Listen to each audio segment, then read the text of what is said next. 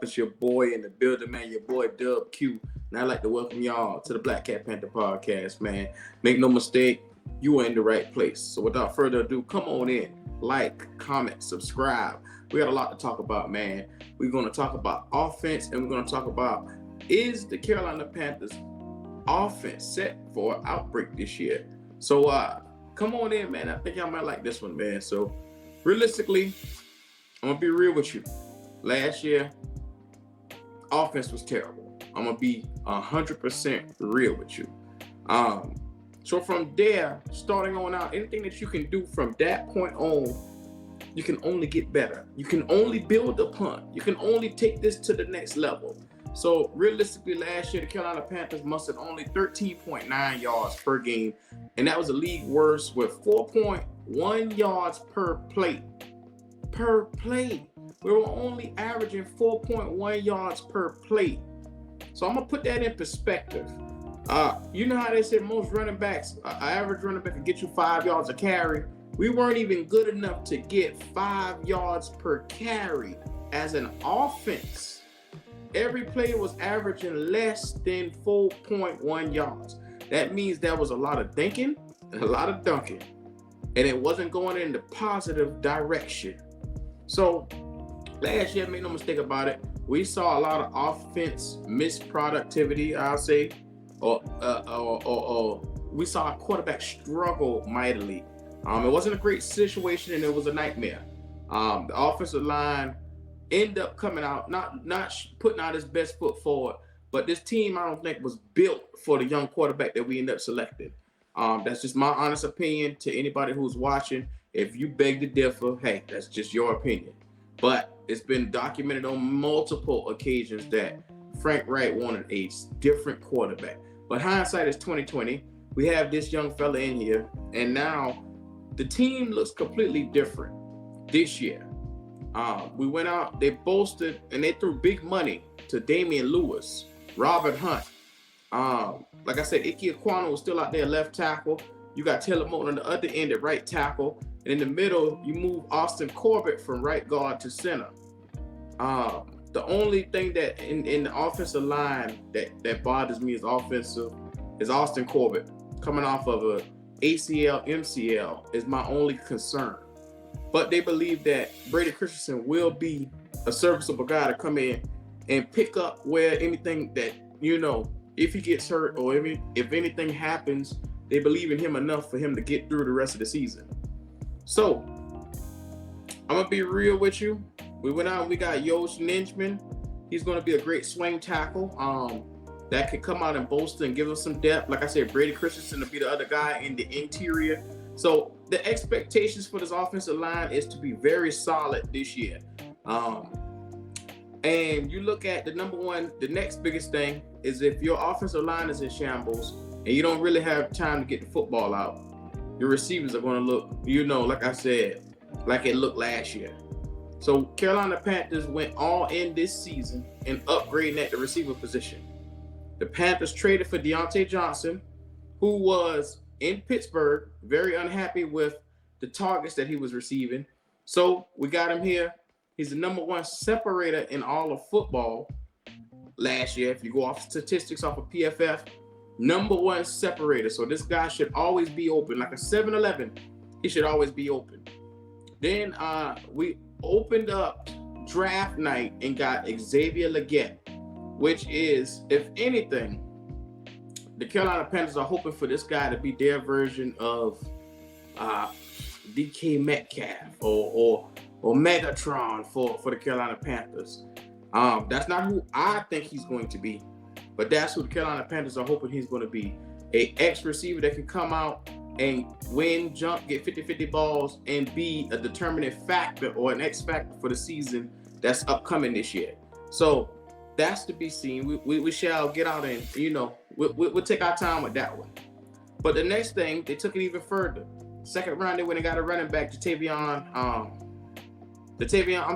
Jonathan Brooks. I was getting ready to call him Ja'Tavion Sanders, but Jonathan Brooks from Texas. The two Texas boys we ended up taking. The running back, dynamic, coming off of a knee injury. We're going to see how much they use him and utilize him in this offense this year. But I think it was a great pickup, a great addition. offensively is going to pay off in the long term. Having a guy that's so highly touted and pretty much the best running back in this draft is going to really bolster up some things, as well as 4th round tight end Ja'Tavion Sanders. We needed a tight end that could get out and stretch the floor. That way, when it was time for play action, we had a guy that you could basically get behind the linebackers and be able to open up this offense and give us a different dynamic that we didn't really have. Because I love Tommy Tremble, I love Ian Thomas, but those guys can't spread the field like this fella can. Offensively, they're limited.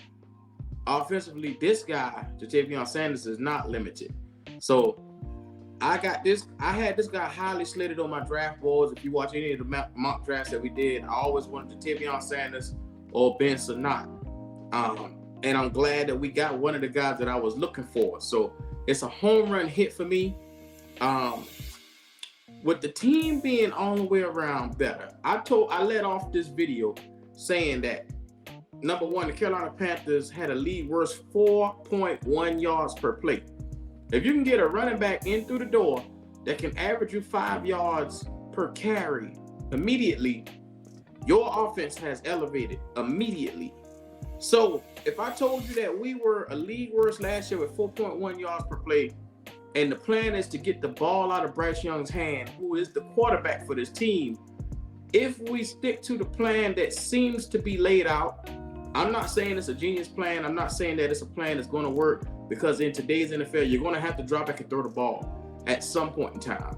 But are you able to capitalize off of the moments that you get? Are you able to put the ball downfield when that moment arises?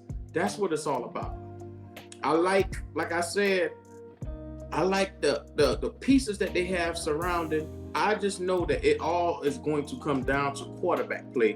When you speak on offense, when you have a quarterback that touches 100% of the balls every time it snaps, it's on him in decision making. So I'm gonna put it like this right here. We scored 13.9 points per game last year. Let's be real. I expect that to go up at least to, I'd say, from 13 points to about 17 is about where I expect it. About 17 to 20 points a game. Because if you look at it, other teams that were better than us, offenses were cracking out. Like, I'm gonna just put it in perspective. The Atlanta Falcons, they scored 18.9 points a game last season with Desmond Ridder and Taylor Heineke as the two quarterbacks. They had 18.9. And those two I deem to be lackluster quarterbacks. One isn't even there anymore. So at 13.9, I expect our offense at least to move up to where they're at, where they were last year, which is, a little bit at the middle of the pack, above middle of the pack, because they had the weapons that they had over there. But we're just getting in the weapons that we have, and it all has to mesh together.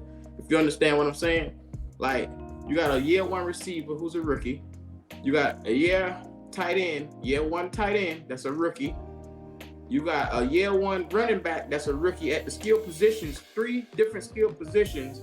You have all rookies, and it's going to take a little bit of time for it to mold together. But once it do, you're going to mix and match. You're going to put this cake, the cake batter is mixing right now. It's going to be good. But it's going to take somebody to come and put a little bit of ingredients, a little bit of flavoring into this thing to take it to the next level. And that's what your quarterback is going to do. Once we have this guy, once we see what he has established and he can be able to do. And that poses the question, were we really as bad as we was last year? And did the Carolina Panthers need to really bolster up everything around this young fella? Hell, is it even enough? Because we done bolster up the entire offensive line. We gave you a new tight end, an X receiver. We got a number 2 receiver. We gave you a running back. Hell, that's every position we upgraded just about on the entire team. And if we still don't look good with all that done, but I'm gonna leave this on a high note. Like I said, the Panthers only mustered 13.9 points a game. You can only look to go up. We were a league's worst last year, so the way I'm looking at it, any offensive productivity that we get is going to give us a bigger output than what we did at an all-time low last year. So that's how I'm going to look at it. 13.9 points a game, 4.1 yards per play. Let's hope that our running backs can come out here and at least give us 5 yards a carry. That's the hope. We're going to muster this thing on up. We're going to get this thing on together. And make sure, if you're coming on in, you like, you comment, subscribe to the channel. The offense, is it really set to take off in 2024?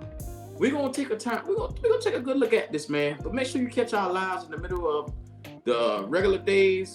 Check us out. See what we got going on. Subscribe to the channel. And, yeah, we're going to be right back up at you. It's your boy, 𝐸_Q.